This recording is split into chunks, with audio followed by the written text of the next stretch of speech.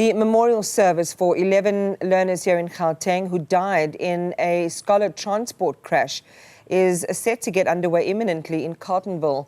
The pupils died last week when their vehicle was hit by a bakkie and then burst into flames. Their families and friends are starting to gather at the Grace Bible Church, and Zola Sholwana is there and joins us now.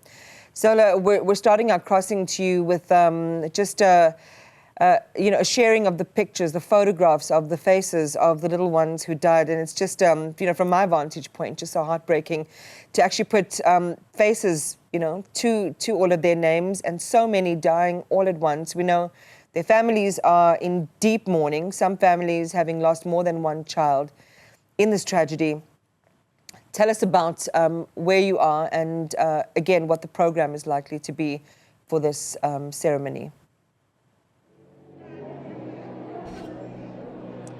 Well, Iman, today is a very sad day. We are at Grace Bible Church in Carletonville, where the memorial service will be held. Teachers from the two affected schools have started gathering here.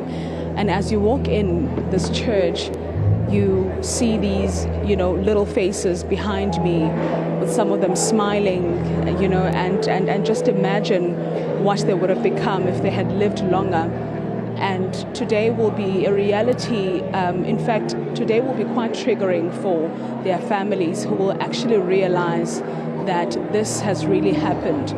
You'd understand that in the past few days we've been speaking about numbers, saying 11 pupils, 10 from Rockland Primary School and 1 from Blythorpe. But now we actually get to see all those faces, as you can see behind me, and their parents. Memories will be, in fact, they'll be going through a lot while looking at those pictures, imagining where they could be today, what they could be doing, understanding that it is a normal school day.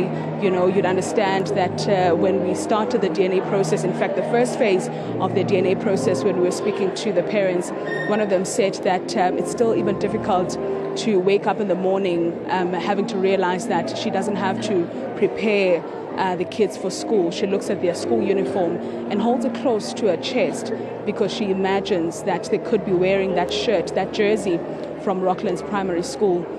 Tiamo's father actually said that the most heartbreaking thing is the fact that he died on the 10th of June, and July rather, and his birthday is on the 10th of August. So there's still going to be a lot of triggering moments.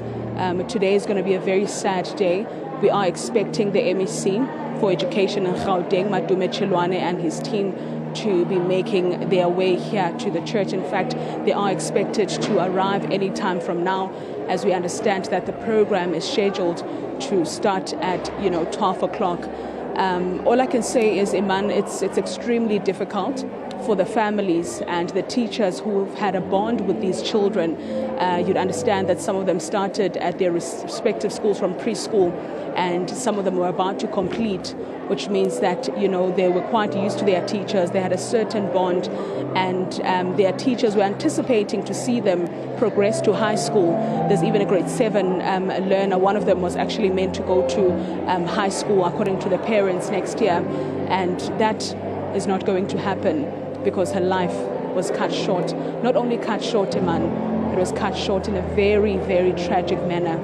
So for now, let's hand back to you as we wait for everyone to make their way to the church and prepare for the program to resume.